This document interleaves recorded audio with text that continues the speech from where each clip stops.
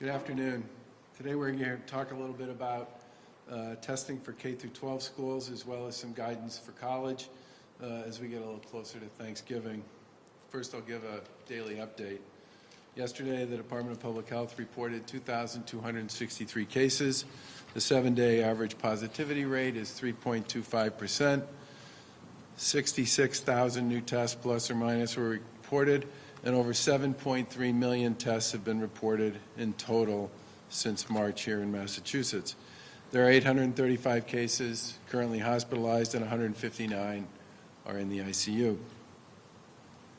The Commonwealth, as everybody knows, continues to see an increase in new cases and hospitalizations as we work our way through a second surge of COVID-19. Since Labor Day, we've seen a sharp increase in COVID cases and hospitalization. Cases are up by 8 times since Labor Day, and hospitalizations are up just over 4 times. The trends obviously are moving in the wrong direction, and this second surge is dangerous for all of us. Big case increases are particularly distressing as we head toward the holiday season, where people traditionally gather in groups to celebrate. This is exactly the type of activity that increases your risk of contracting COVID and your risk of giving it to someone you care about. Our public health data indicates that the majority of our cases are coming from household spread, where transmission can be rapid when people let down their guard. Today, we're urging everybody to make a difficult choice this Thanksgiving. If we treat this year just like we treat every other Thanksgiving, it's quite likely that it will trigger a significant spread. And we know that that leads to serious illness for many, and in rare cases, death, especially among our senior citizens. This virus, as we all know, thrives in indoor social environments where people let down their guard. We saw what happened in Canada following their Thanksgiving in October, where they had a big spike in cases literally almost 2 weeks to the day after their holiday. And we simply can't afford to have that happen here. The Department of Public Health has put out guidance to help plan for a safe celebration.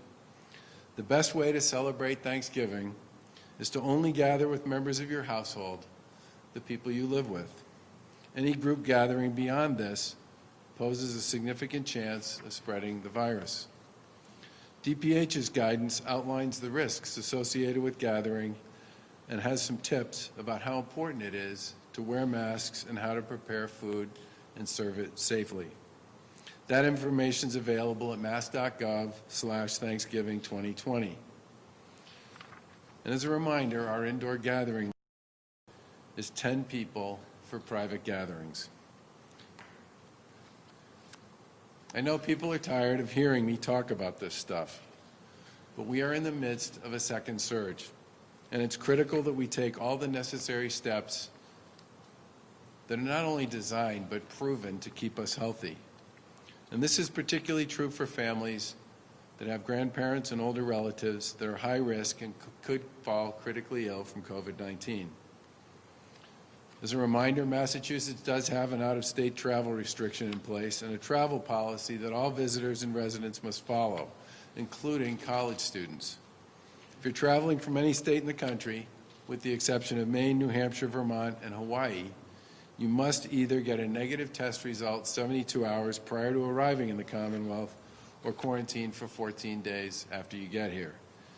Even this list of states could narrow if cases keep rising. And before Thanksgiving, thousands of college students are leaving campus to travel home. With our high concentration of colleges and universities, Massachusetts sees a lot of traffic for students leaving campus and students coming back to Massachusetts from other states. This migration has school officials, state officials, public health experts, municipal officials, and many others very concerned this year because of the COVID-19 pandemic. The Commonwealth has updated our guidance to colleges and universities, advising that any students leaving campus to go home for the holidays should first receive a negative COVID-19 test administered by the college within 72 hours of their planned departure. And if possible, residential colleges should also offer COVID-19 tests to students who live off campus who plan to return home. Testing students before they leave campus will reduce the risk of college students bringing the virus home to other family members during Thanksgiving and the upcoming holiday season. And we're asking colleges and universities to inform all students of the serious risks associated with going home without first receiving a negative COVID-19 test result. If a student does receive a positive test result before they're scheduled to leave campus, they must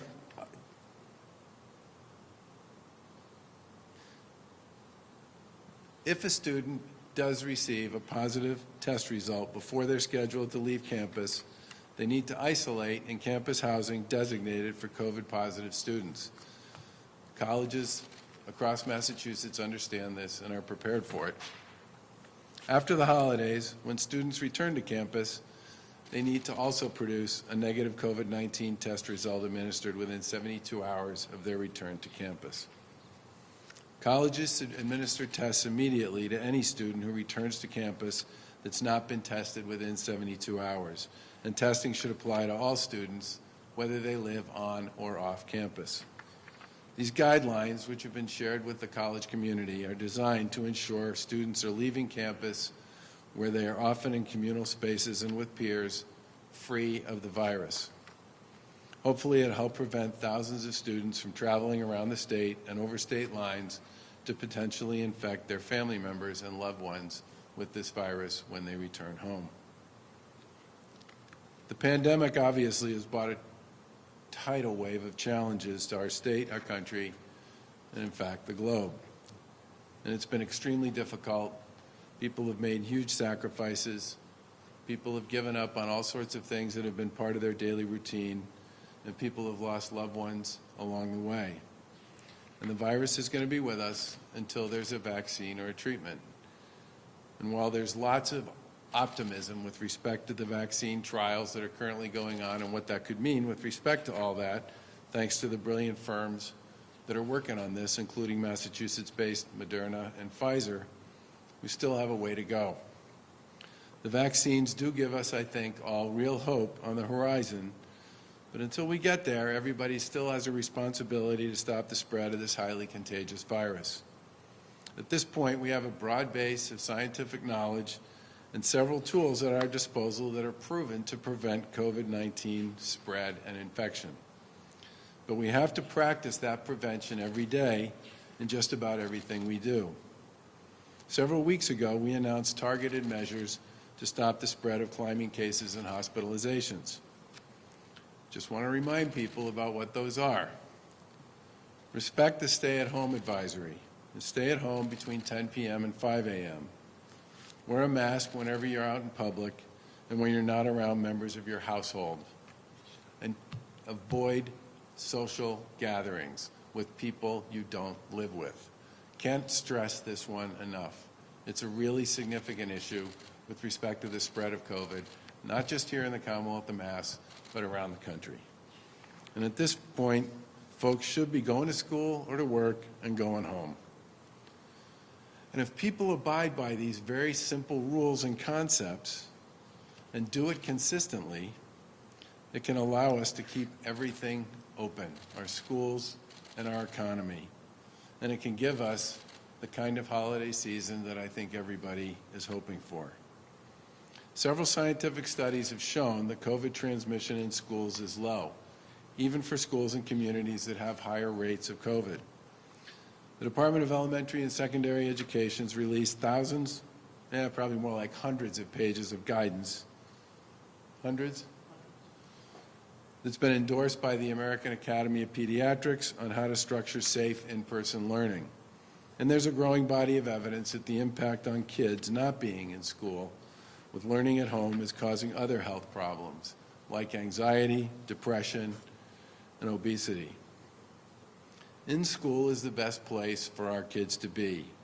And if for no other reason, folks should take the state's COVID precautions seriously so that our schools can stay open. Businesses are also doing their part to operate under the COVID safety guidelines that were developed earlier this year. And most of our economy is open, and we would like to keep it that way. We can't afford to let the virus progress to a point in time where our hospital system struggles to provide the care that people here in Massachusetts need and expect. People need to act to prevent this from happening. Working, as we talked last week, with MEMA and UMass Memorial, we're in the process of standing up a field hospital that will be available in early December in Worcester. Our administration will continue to devote time and resources to fighting this virus and continuing to focus on access to testing, tracing, and other strategies. In many respects, Massachusetts leads the nation with regard to these efforts. But the best weapon we have to fight this virus is prevention. And every person has the ability to stop the spread by following state guidance. We remain in the midst of a pandemic, and we all need to continue to appreciate the havoc the virus can wreak when it gets into the wrong places at the wrong time, and to follow the public health guidance that we've put in place.